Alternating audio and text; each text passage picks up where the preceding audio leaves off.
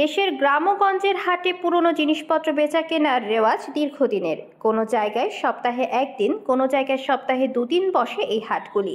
তেমনি খুলনা ডুমুরিয়া উপজেলার শাহপুরের রাস্তার পাশে প্রতি বৃহস্পতিবার সকাল 10টা থেকে সন্ধ্যা 7টা পর্যন্ত পুরাতন বাইসাইকেল ও ভ্যানের সাপ্তাহিক হাট বসে।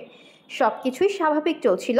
ভারতের পশ্চিমবঙ্গ সরকারের পক্ষ থেকে শিক্ষার্থীদেরকে বিনামূল্যে দেওয়া সবুজ সাথী সাইকেল বিক্রির একটি ভিডিও সামাজিক যোগাযোগ মাধ্যমে এবং ভারতের বিভিন্ন গণমাধ্যমে ছড়িয়ে পড়লে বাধে বিপত্তি।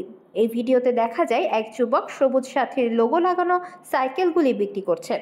সাইকেলগুলোর কোনোটা স্বল্প ব্যবহৃত, কোনোটা আবার একেবারেই নতুন। গাঢ় নীল রঙের সাইকেলগুলোর সামনে বই রাখার জন্য কালো রঙের খাঁচা লাগানো।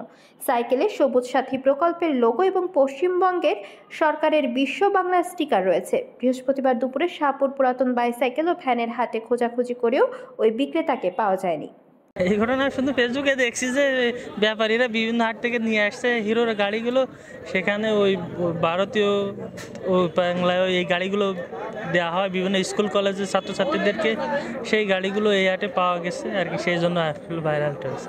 এখানে আছে আপনার হারকুলেস, ক্যাপ্টেন, হিরো রয়্যাল, দুরন্ত, এইগুলো সাইকেলে বেশি বিক্রি হয়। সবগুলোই পুরাতন, বাংলাদেশ ইন্ডিয়ান সমন্বয়। ব্যবসায়ীরা বিভিন্ন হাট থেকে কালেক্ট করে এই হাটেই নিয়ে আসে।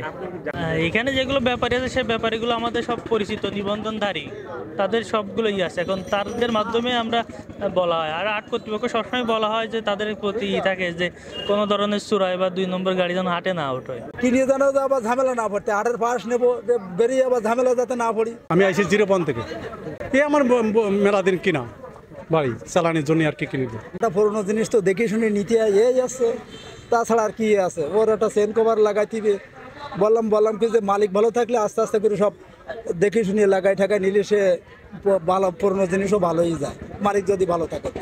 তাই ছাড়া আর কিছু না। ওনার সাথে দরাদামে ফিস হলে হবে।